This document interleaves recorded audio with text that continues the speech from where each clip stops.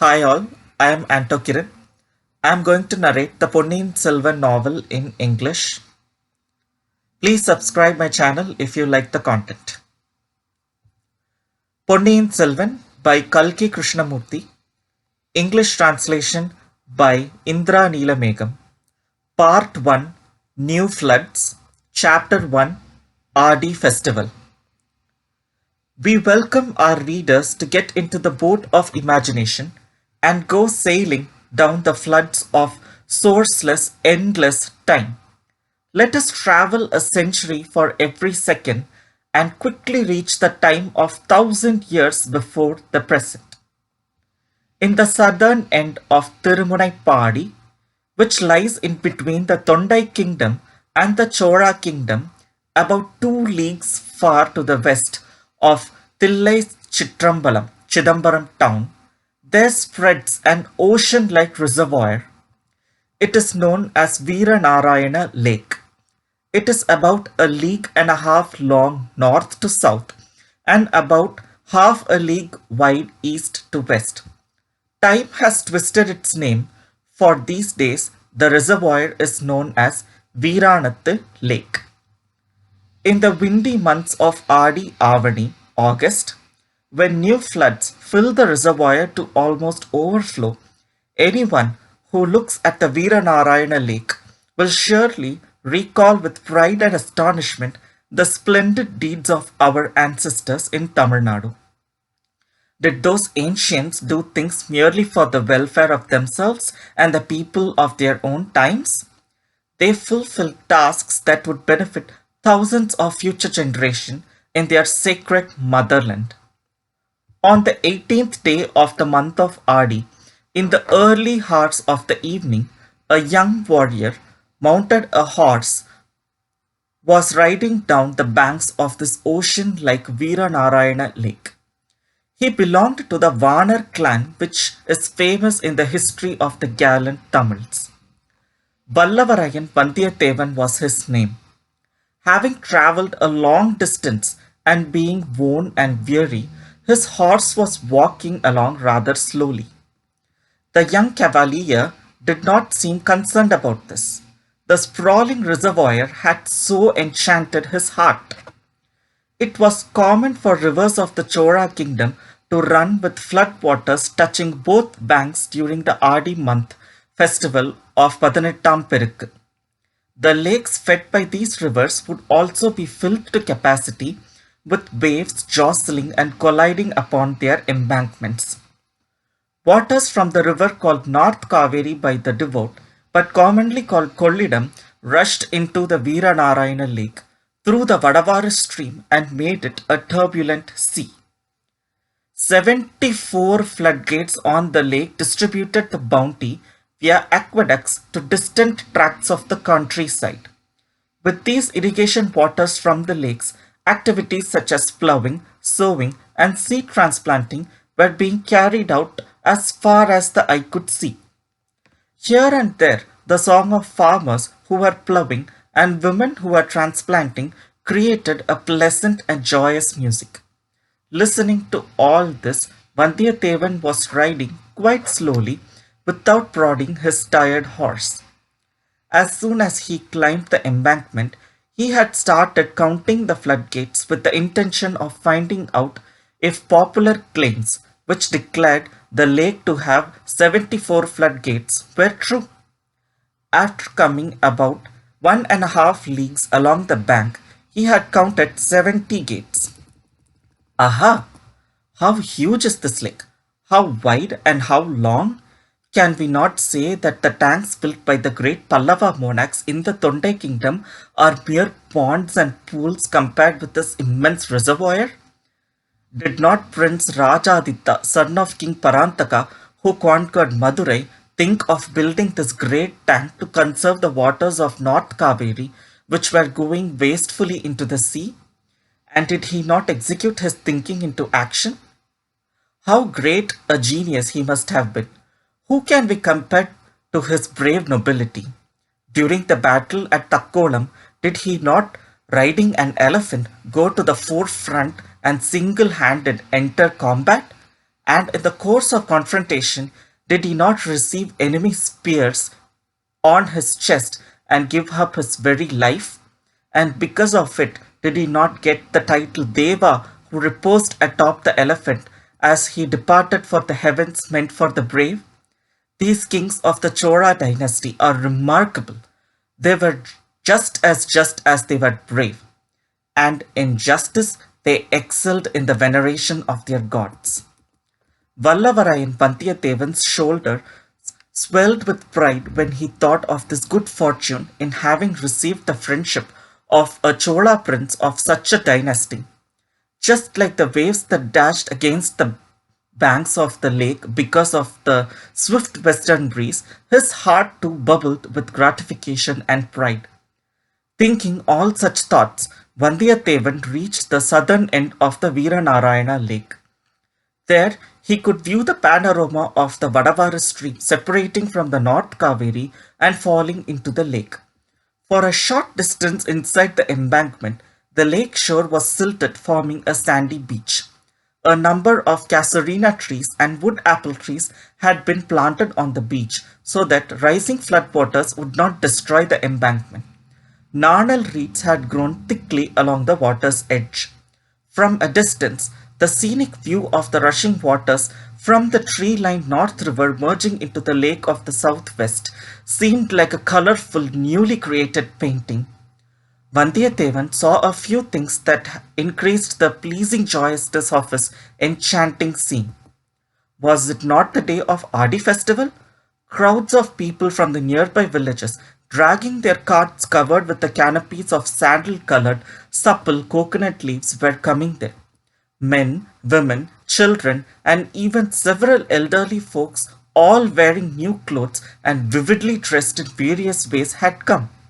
Bunches of fragrant flowers, such as the hearts of country cactus, chrysanthemum, jasmine, gardenia, champaka, and iruvachi, decorated the braids of women. Several had come with families, bringing stewed rice and fancy picnic foods. Some stood by the water's edge and ate their picnic rice dishes from the platters of plantain flower petals. Others, more brave, had ventured further into the water to cross over to the bank of the Vadavaru. Some children threw the plates from which they had eaten into the floodgates and clapped their hands with laughter to see the petals float through the gates to be rushed onto the canals. Some mischievous young men plucked the flowers off the heads of their loved ones and threw them into the water merely to see them being cast upon the shore. Vallavarayan Vandiyathevan stood there watching all this for a while. He listened with an eager ear when some of the girls with pleasant voices sang. They sang traditional boat songs and flood songs, as well as folk songs like Kummi and Sindhu. Come, O ye young maidens, look at the North River bubbling by. Come watch, O ye friends, look at the White River rushing by. Come, O come all ye girls, to look at the Kaveri tumbling by. Such flood songs pleasingly flooded the ears of Vandiyathevan. Others sang ballads about the bravery and fame of Chora kings. Some girls sang of Vijayalaya Chora, who had fought in 32 battles and had worn his 96 body wounds like ornaments. Others sang acclaiming the bravery of his son Aditya Chora and how he constructed 64 Shiva temples all along the Kaveri from where it rose till it mingled into the sea. One girl sang the fame of King Aditya's son Parantaka Chora, who had not only conquered the Pandya, Pallava and Chera kings, but had also sent an army to Lanka to hoist his victory flag. When each girl sang, several people stood around her listening with rapt attention. They applauded with loud shouts of "Ah, ah," and expressed their happiness. An elderly woman noticed Vandiyathevan, who was sitting on his horse and listening to all this. Thambi, you seem to have come from a long distance. You are tired. Come down from your horse to eat this stewed rice, she said. Immediately, several young girls noticed our youthful traveler. They whispered amongst themselves about his appearance and laughed merrily. Vandiyathevan was overcome by a certain mortification on one side and delight on the other. For a moment, he considered dismounting and eating the food offered by the old woman. If he did so, the young maids would surely gather around to tease and laugh. So what? Is it easy to behold so many beautiful maidens in one place? Even their laughter and teasing would be heavenly music. In Vandiyathevan's eyes, all those girls on the lake shore appeared like heavenly nymphs, Ramba and Menaka. At the same time, he noticed something towards the southwest along the flow of river Vadavaru and hesitated. About 7 or 8 large boats with white spreading sails filled with breeze are coming swiftly like white swans floating in widespread wings. All the people engaged in various merriments turned to avidly look in the direction from which the boats were coming. One of the boats came forward more swiftly and reached the lake shore where the embankment turned west. Several well-built footmen carrying sharp and shiny spears were in that boat. Some of them jumped on to the lake shore and started shoving the people with the shouts, "Go! Move!" Before being pushed around too much, the people picked up their containers and belongings and quickly started climbing upon the bank. Vandiyathevan could not understand any of this. Who were these men? Who were coming in the sailboats behind them? Where were they coming from? Perhaps they belonged to a royal household? Vallavarayan Vandiyathevan approached an elderly man leaning upon his cane by the bank. "Sir, whose men are these? And whose boats are coming behind like a school of swans? Why are these footmen chasing away the people? And why are the people hurrying away?" came his questions one upon the other. "Tambi, do you not know? There is a flag flying in the middle of those sailboats. See what is embossed on it," said the elder. "Seems like a palm tree." "It is a palm tree. Don't you know that the palm tree flag belongs to the Lord of Paravur?" "Is it the great warrior Lord Paravur who is coming?" asked Vandiyathevan in a startled voice. "It must be so. Who else could raise the palm tree flag and come?" said the elderly man. Vandiyathevan's eyes opened wide with immeasurable surprise as he looked towards the boat. Vallavarayan Vandiyathevan had heard much about the Lord Paravur. But who would not have heard about them? The names of the brothers, the elder Lord Paravur and the younger Lord Paravur, were renowned from Lanka in the south to the Kalinga kingdom in the north. Paravur, situated on the northern banks of the Kaveri near the city of Urayur, was their capital.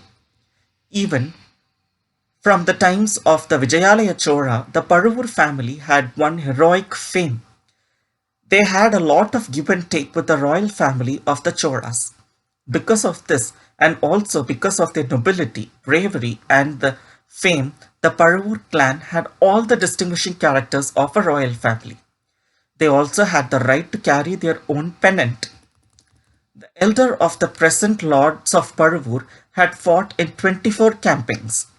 During his time, he had won acclaim as having no equal in war in the Chora kingdom. Since he had now crossed the age of 50, he no longer entered the battlefield directly. Nevertheless, he now held several eminent positions in the government of Choras. In the Chora Empire, he was the head of finance, head of food supply. He had authority to levy taxes according to the political needs. He had the right to call upon any princeling, nobleman or squire and order them thus: "This year you shall pay this much tribute," and the power to implement such orders. Therefore, next to Emperor Sundara Chora, he was the most powerful man in the Chora kingdom. Vandiyathevan's heart brimmed with eagerness to meet this powerful, illustrious and noble Lord of Paravur.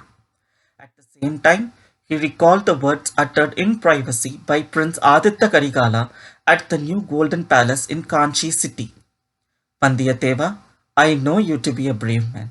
At the same time, I trust you to be intelligent and give you this immense responsibility. Of the 2 letters I have given you, deliver one to my father the emperor and the other to my sister, younger Pirati." Pirati is the term used to refer the princesses of the ruling house. "I hear all sorts of rumors about even the senior officials of the kingdom in Tanjore. Therefore, the contents of my letters should not become known to anyone. Even the most eminent persons should not realize that you are carrying letters from me. Do not get into quarrels with anyone on the way. You should not merely avoid conflicts of your seeking, but also not be involved in any disputes thrust upon you. I very well know about your courage. You have proved it several times. Therefore, there shall be no loss of valor in escaping from duels forced upon you. Most importantly, you should be particularly careful about the lords of Paravur and also my young uncle Madurantaka. I do not wish them to know even who you are. They should definitely not know why you are going.